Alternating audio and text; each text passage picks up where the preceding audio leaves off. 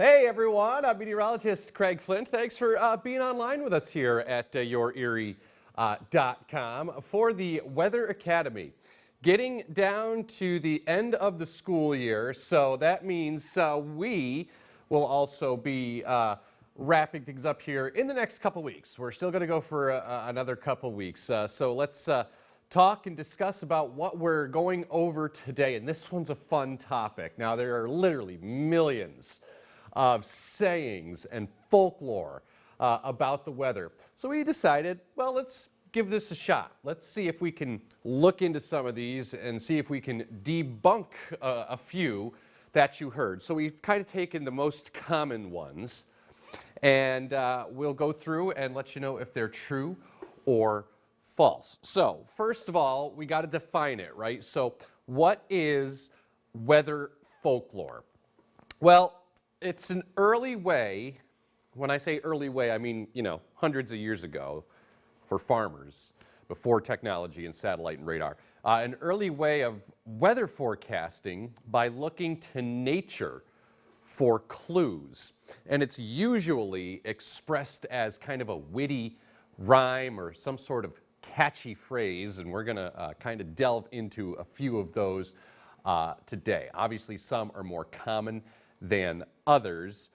So what used to happen back in the day is farmers with their crops would kind of look to the sky for inclement weather. Makes sense, right? And you could tell a lot of things just by looking up at the sky. So that's what weather folklore is. There's Tom DeVecchio.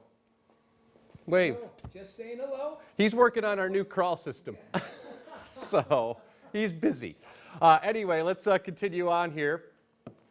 And we're going to talk, again, the different types of weather folklore. So the first one here, you probably may or may not have heard this one. And we've talked a little bit about what causes a ring around the sun or a halo. So the saying goes, ring around the sun or moon, rain or snow is coming soon. Well, we talked about halos around the sun, sky optics, and how the light gets bent and reflected and refracted through high clouds made out of ice crystals. That one we've determined is true, but only sometimes, because here's the way it works. So, in advance of a storm, you usually get kind of this veil of high thin clouds that creep out ahead of the storm, right? Those are the high cirrus clouds, and they always kind of precede some inclement weather. So you could usually tell, most of the time anyway, if you look up in the sky and you kind of have that filmy look to the sun or kind of that milky sky, those are cirrus clouds that are coming in way out ahead of an area of disturbed weather, ahead of a storm system. So that's what farmers used to do back in the day. They used to see those types of clouds in the sky, and that would tip them off that, okay, it's going to rain or it's going to snow. So this is true some of the time. But why is it only true some of the time? Well, because sometimes the high clouds are just that. It's just a veil of high clouds, and the day you're in is perfectly fine. But usually speaking, those high clouds precede a storm system. Also in the category of sometimes true is sometimes you get high clouds as the storm system departs, right? So if you wake up in the morning and you see a veil of high clouds, that generally means that there's inclement weather incoming, but it could also mean that the storm is moving away. And you could just kind of monitor the sky through the day. If those clouds thicken and lower, that should be a tip-off that some rain or snow is coming soon. So ring around the sun or moon, rain or snow coming soon, we determine as true most of the time. All right, let's move on, and we'll talk about this one, which is very common. We've all heard it. Red sky at night, sailors delight. Red sky in the morning, sailors take warning. This one is true. especially in the northern hemisphere. But it's not true in the southern hemisphere. It's actually reversed in the southern hemisphere. But for our purposes, because we live in the northern hemisphere, this is a pretty good gauge. So red sky at night, sailor's delight. Red sky in the morning, sailors take warning. So think about this. So as the sun rises in the east and you have a storm system approaching from the west, we were just talking about cirrus clouds. Those cirrus clouds blowing out ahead of the storm system, and with the sun rising in the east, that light bounces and reflects off those cirrus clouds. So again, that's a kind of a tip-off that, well, the weather's going to get a little unsettled or a little stormy in that day.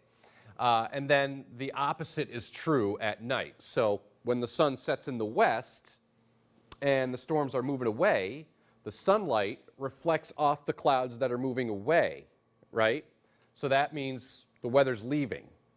And it usually bodes well for the next day. So that one we will mark down as true. Red sky at night, sailor's delight. Red sky in the morning, sailors take warning. And that was a way for mariners to determine what the weather was going to be out on the open water. Again, a lot of this is before all the technology that we have today, but some of these still hold true to today. So we will mark that one down and determine that one to be true, especially here in the northern hemisphere. All right, next one. Hey, who hasn't heard about this one? The woolly bear caterpillar. You all know that little guy right there. He's kind of got that brown and black thing going on there. And so it goes, is the more black than brown, it means a harsh winter. The more brown than black means it's a mild winter. And that, unfortunately, my friends, is false. Why? It's a caterpillar. Okay? It's not going to be able to tell you how the winter is going to unfold, but it's kind of an old folklore from way back in the day that is stuck around, and a lot of people still revert back to that one. But unfortunately, the woolly bear caterpillar is not very accurate when it comes to predicting what type of winter it will be. So really makes no difference, but they are cute little guys, aren't they? To see and to see the little color patterns, it's always cool. I mean, I'll admit, when I see one, I take a look at it, but I just look at it as a caterpillar, okay? It's not going to be able to tell me what the winter is going to do. And it's the same thing with Punxsutawney Phil, okay? I get the tradition, and I get all the fun and all of that stuff, but he's not very accurate. Not very accurate at all. So that's another can of worms. But a lot of one of the most common weather myths or folklores is the woolly bear caterpillar. Really makes no difference how much brown versus black. Not going to be able to tell you what the winter's going to be like. Sorry if you're a fan of the woolly bear caterpillar. All right, next one as we move along here, as we kind of either prove or disprove some of these weather myths and folklore. It's a fun topic, right? Let's take a look at this. So a couple of other things.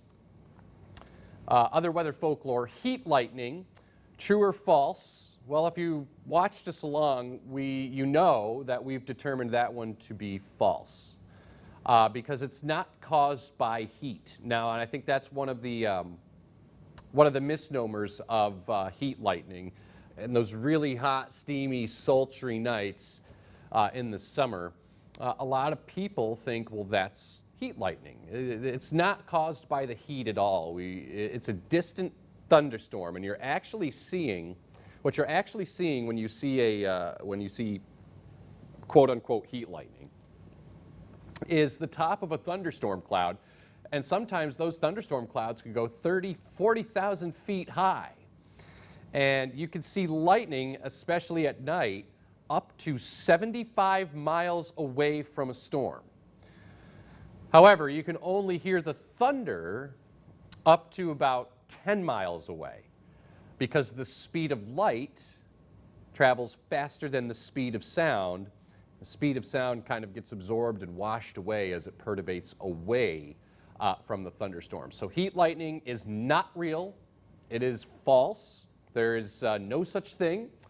It is actually a distant thunderstorm that you see at night. So I know that there have been a lot of there's been a lot of chatter about heat lightning in the past, and there still will be. But we're here to tell you that heat lightning is false. All it is a distant thunderstorm, and because it's at night, you can see it better.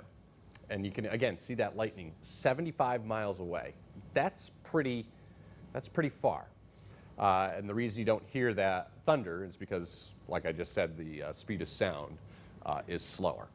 All right, this one's kind of cool, and a lot of farmers use this one too, and you may have heard this one at home.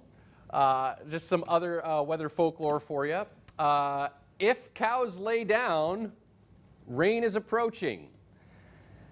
Well, this one is iffy. So cows, it's been determined scientifically, like humans, can detect pressure change and temperature change too. But then again, so can we. You know, if you unfortunately suffer with some form of arthritis, you notice those pressure changes, and we obviously can tell if it's hot or cold, right? We can sense temperature. So cows can do the same thing. And more than likely, if a cow is laying down, it's just because it's comfortable. It just wants to lay down. And can you blame them? Like, if you want to lay down, aren't you going to lay down? Yeah. So this one's a little iffy. In terms of rain approaching, no. That doesn't mean anything. If you see a cow laying down in the middle of a field,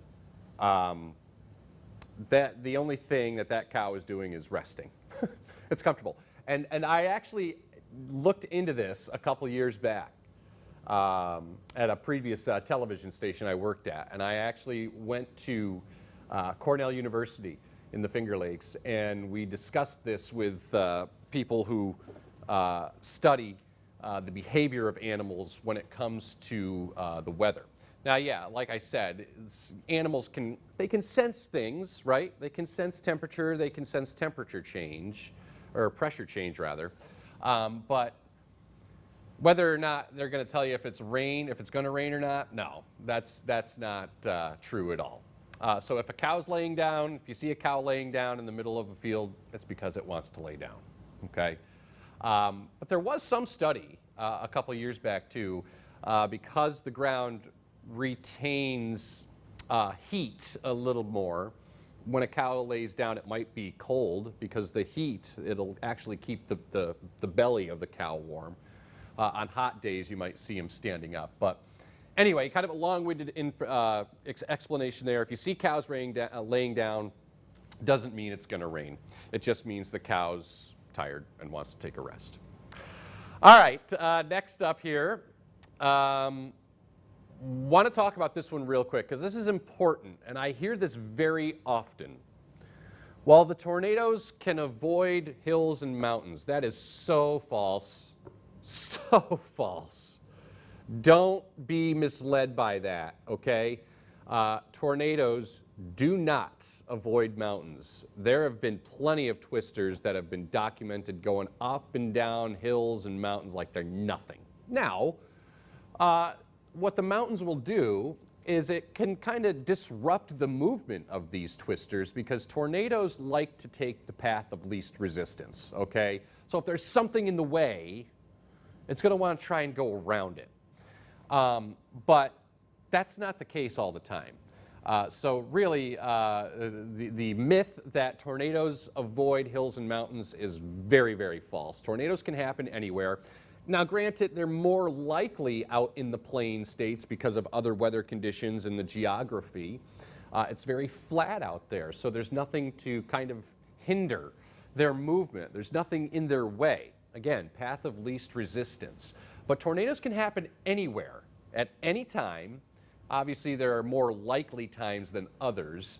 but they do not avoid hills or mountains. So if you've ever heard that before, I want you to keep that in mind.